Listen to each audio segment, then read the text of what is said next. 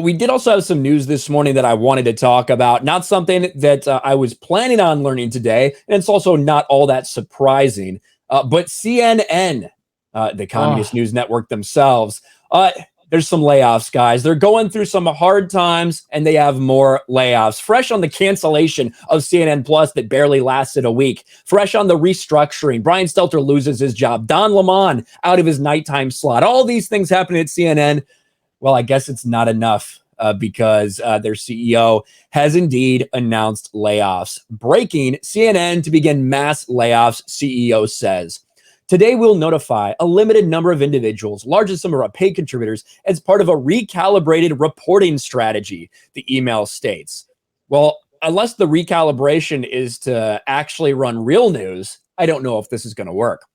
CEO Chris Light informed employees in a recent email that a new round of layoffs is underway. They recently had them in September, which included Stelter and the demotion of Don Lemon. The email begins, our people are the heart and soul of this organization. It's incredibly hard to say goodbye to any one member of the CNN team, much less many. I recently described this process as a gut punch, blah, blah, blah. Yeah, okay, we know what the CEO is going to say.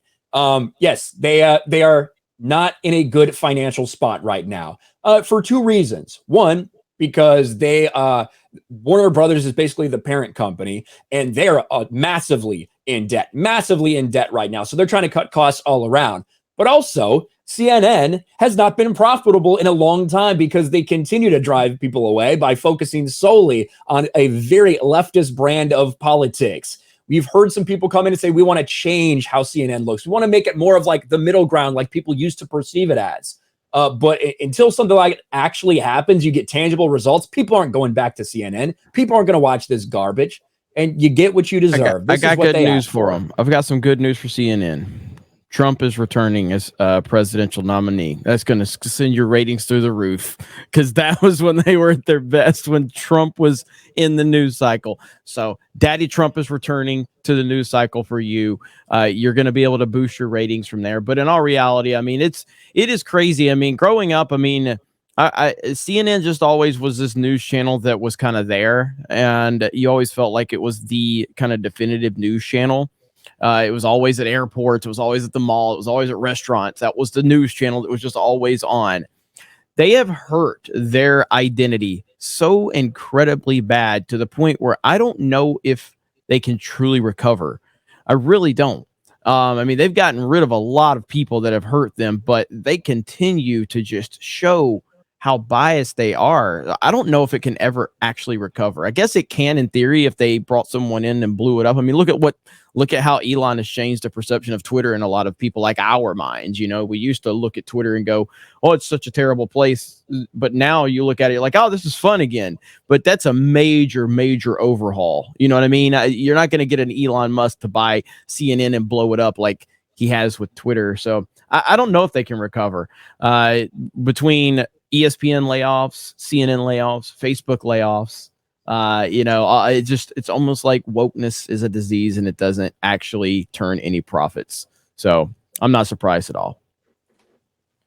No, I don't think it's impossible to turn. And I think that they're slowly starting to see it. You know, we had a couple of stories that they had some people on the panels on CNN going against the quote unquote narrative that existed. And people were shocked to see people on CNN talking and speaking counter narrative. And then you had someone on there speaking out against the vaccines. And then you had someone on there speaking out recently against the mask. Now, this was a woman who they had on nearly a dozen times before.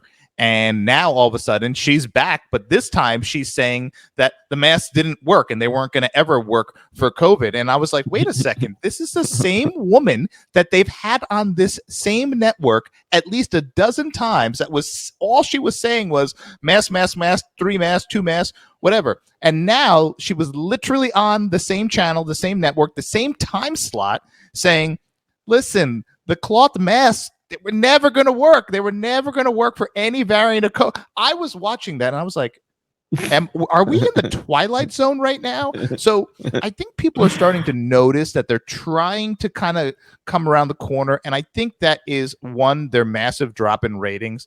But two, I think they realized how far they had gone. And it was now no longer trusted. And I think Trump was a big part of calling them out, and then a lot of other people were a big part of calling them out, as they were just not reporting the news anymore. And it wasn't just slanted bias, it was outright, as we've now discovered, false stories, things that were just factually untrue and just incorrect. And that was something that a lot of people noticed. Even some diehard CNN people that I know were like, yeah, that's not cool. That was a blatant lie. And you lose a lot of people when that happens. Can they get them back? I think they can. I think if they go back to just reporting the news, I mean, they were the pioneers of the 24/7 news cycle. And it was just the story. That was it. There was no opinion, no spin, no nothing. It was just a story 24/7. I think they can get back to that, but it's going to take some time. It's going to take some time to build that trust back up. And they got to just get rid of some of the people who were just so extreme. Like they got rid of that Tiffany Cross nut job, who was essentially saying everything on the planet was racist, like including bottled water. That was MSNBC, right? You're seeing they're making the moves now that are, I believe, the right moves to kind of right the ship over there. Yeah, I want Brian Stelter to return. That's what I want, because the memes and Mark Dice's channel would continue to grow with a little Brian Stelter. But I mean, in a way, we did have Brian Stelter return to the headlines, if you count this at least. Now, I know that this looks like Brian Stelter after losing just a little bit of weight and putting on lipstick.